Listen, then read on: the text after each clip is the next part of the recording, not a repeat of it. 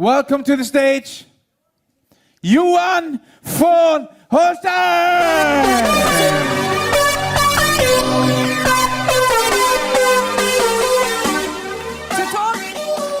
To talk about our vision and the future, now a word from the man whose achievements list long.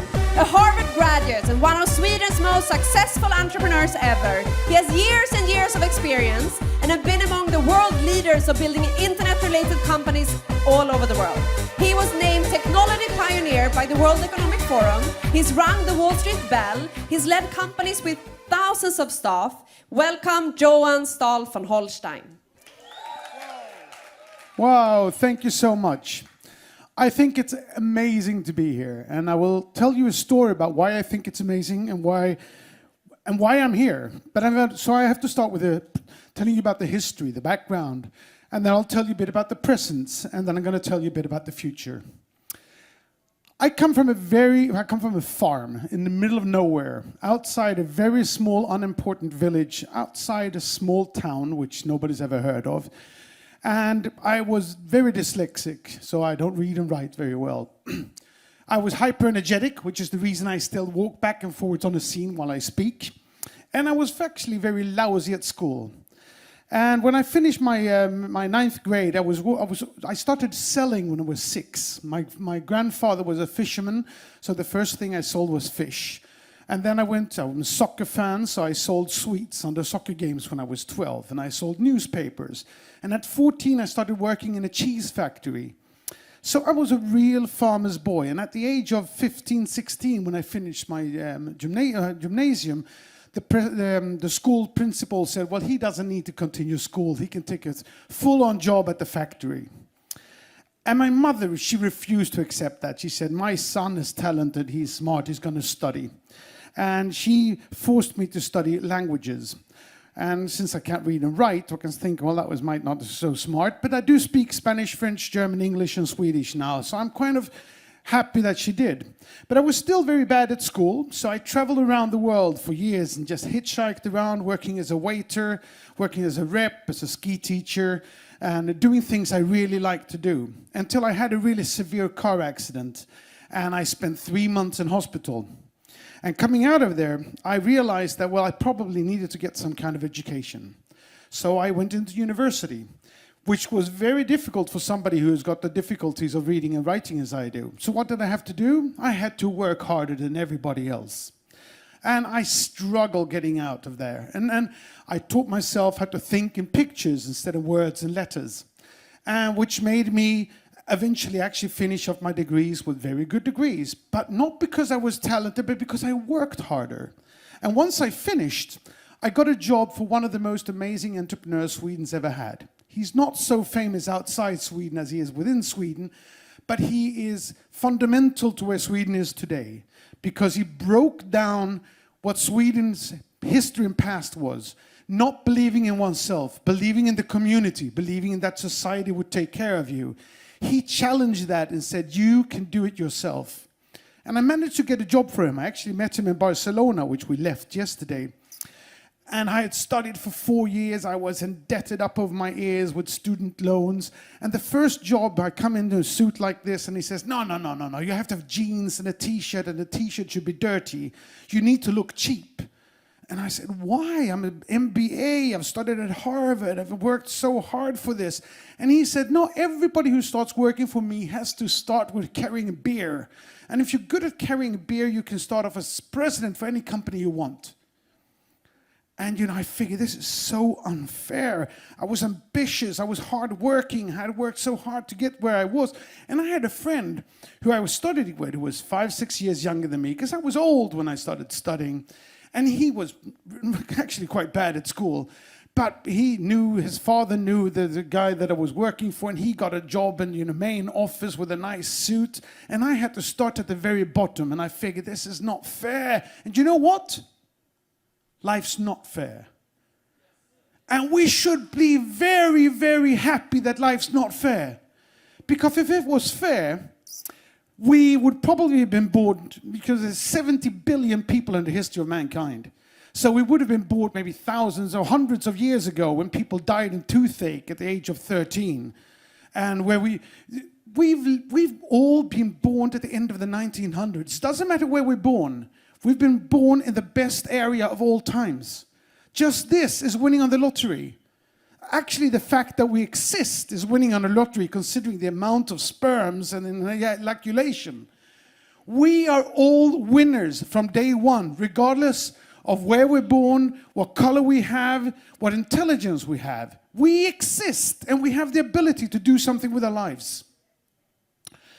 So I sat down and I said, life's not fair. Like Bill Gates said, life's not fair, get used to it. And I figured, how am I going to win?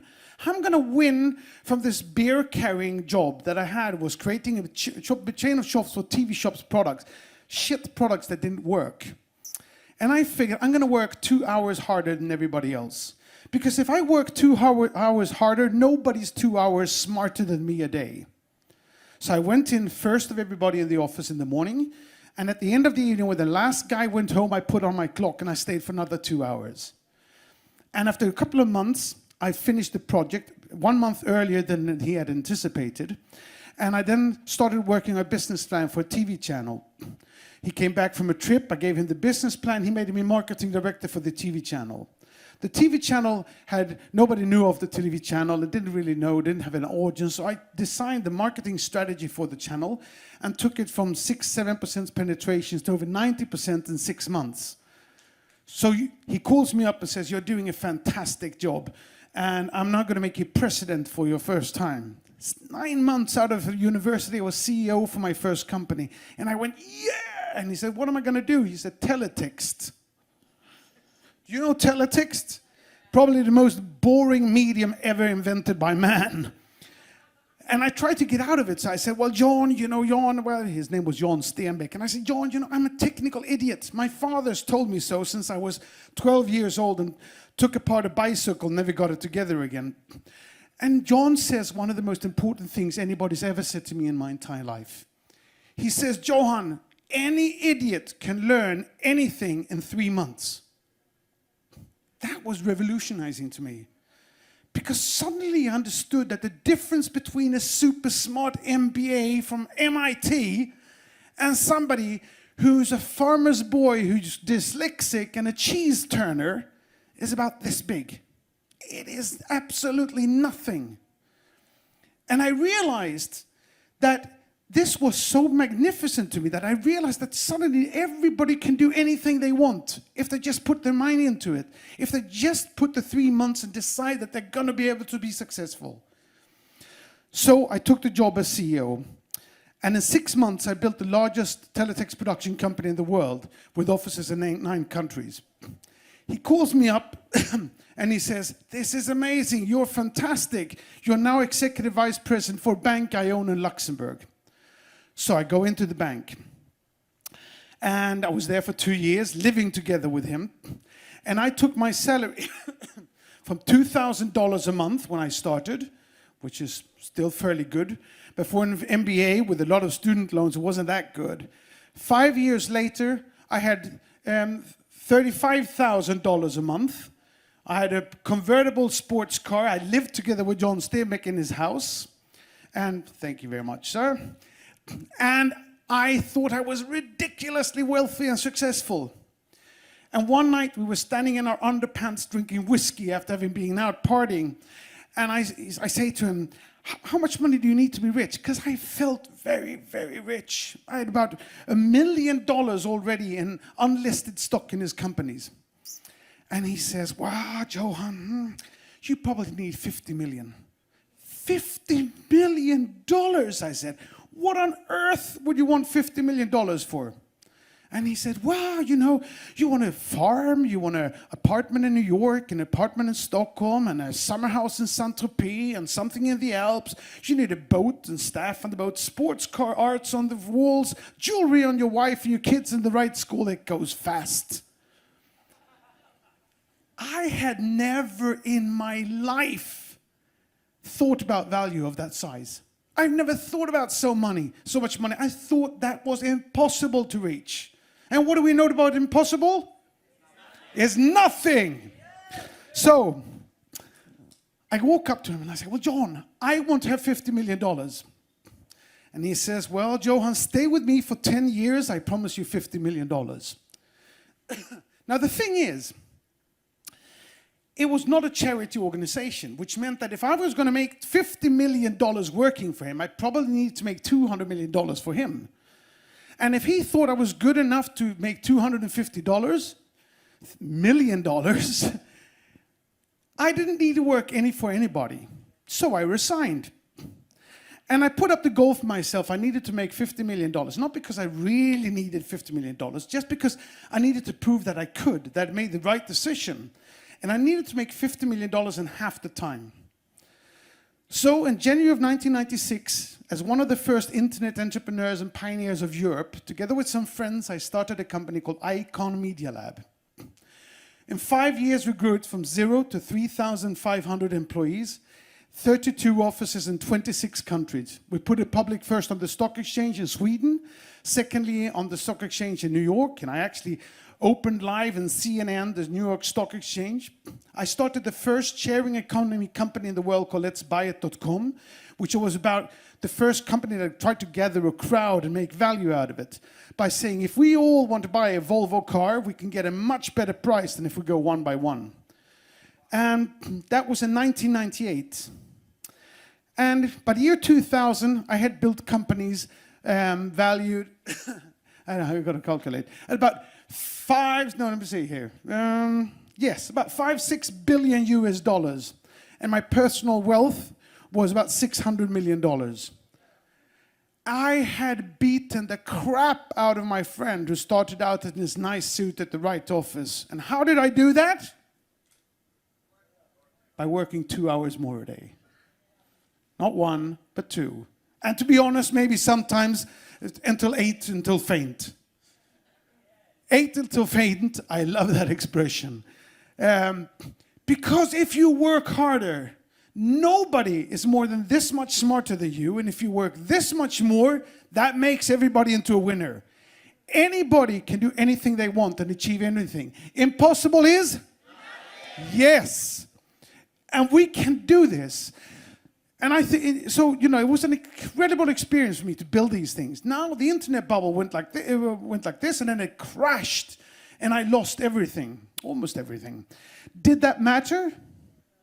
No, because you know what? You get 1 chance, 2 chances, 3 chances, and eventually, for the person who's persistent and who works hard, never give up, that's lesson number 1 of the world. And if you don't give up, if you work hard and you put your money, your energy into it, your passion into it, you commit to something you want to do, nothing is impossible. So I was, during this time, one of the very first visionaries of the internet.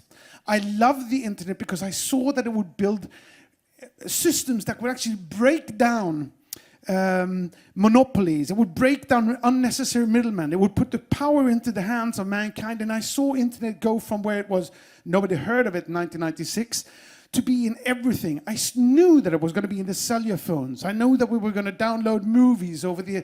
I just saw this, visualized it in front of me. Because if you can visualize it, it's true. Pablo Picasso said that, the best artist in the history of mankind. He said, if you can see it, if you can visualize it, if you can see the 10,000 people in the football stadium, it's true.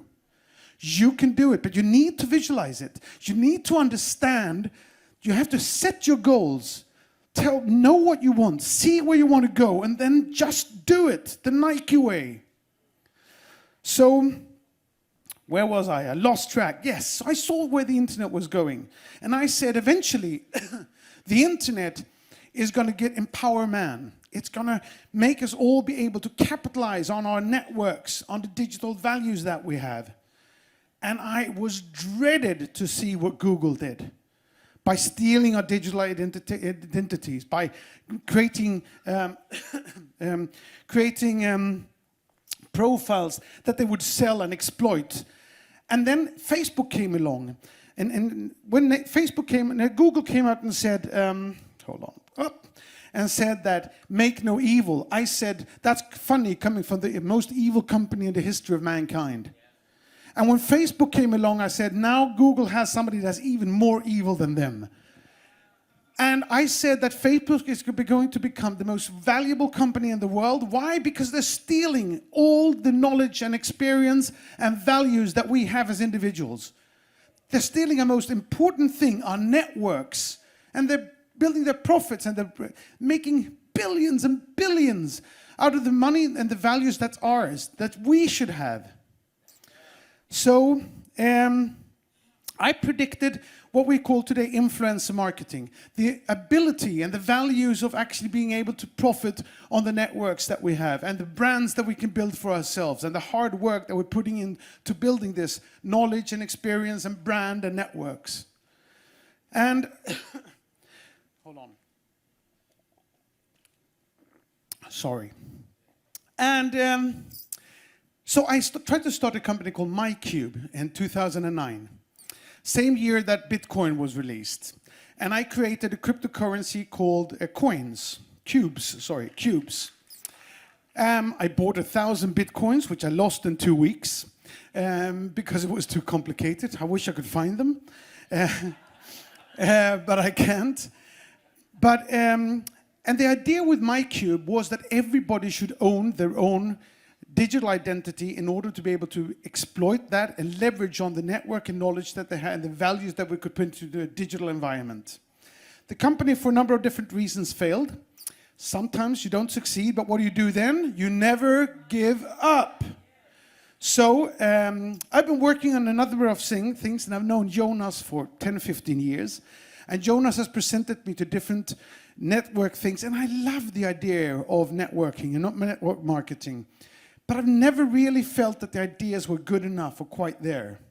Until he phones me up in April, May and says, Johan, this time we're doing everything right. We have 15, 20 years of experience. We've built on the platform and we know the right thing. We're going to sell digital products. And I looked at CROWD1 and I saw, my God, this has the potential of changing everything. It is giving back the ability to leverage on your networks, selling digital products to your friends and family or people in your vicinity.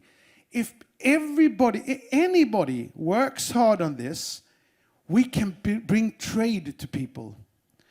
I believe very strongly in the gig economy. The gig economy meaning basically that as digitalization increases in every industry all over the world, as people will be and companies will be more and more digitalized, things will change faster and faster. Things will grow faster and faster. And as that happens, nobody is going to work in a company and get a gold watch. Companies won't exist for that long. The chances are that you'll have to change jobs every 5, 6, 7 years or every 3 months. And competition is going to be so hard because there's so many people that you might not even make enough money on a full-time job. You will have to do things on the side. You'll have to have ways of leveraging on your abilities. You'll have to have abilities to make money on the 2 extra hours you put in. And because of that, I believe that a company that can give people the ability to find trading opportunities, to sell things and make money on the side, that is of immense importance. My mentor, Johan Stael, he told me that there is nothing as valuable as a good salesperson. You can have a lousy shit company with shit products and great salespeople and you will thrive. You can have fantastic products in a great company and lousy salespeople and a company will go bankrupt. A good salesperson is worth their weight in gold. And nothing is as pathetic as a salesperson who does not sell. CROWD1 is not a charity project. It's not going to make everybody successful. But if you commit, if you work hard, we are going to bring trade to Africa. Where others will come with charity money, we say, no, make business. We're going to be able to find companies and products that wouldn't have reached Africa without us. And we're going to be able to make people find jobs and ability to take personal responsibility for their own future. And this excites me immensely. Because if we do this right, this will be the last network you ever join.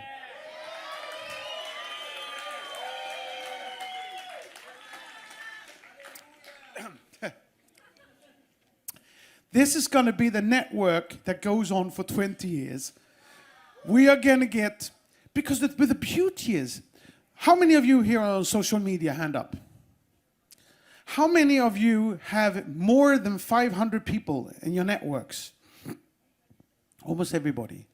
If we can reach 10 million people connected in CROWD1, and they all have more than 500 people in their networks, it means we reach 5 billion people. That's almost everybody in the world that's on social media or networks, in digital networks. It means not only that we will change the lives of the people selling at CROWD1, but we will change the world through the way that entrepreneurs with good products does not have to go to the banks, to the venture capitalists, or whoever else like or do not like their product and play God. But we'll take good products to the people with a profit for the companies and for the salespeople in CROWD1. We will change the world. And we are so committed. I came into this, I was skeptical. Because, there is a bad reputation in the MLM marketing. Well, we're not an MLM marketing company.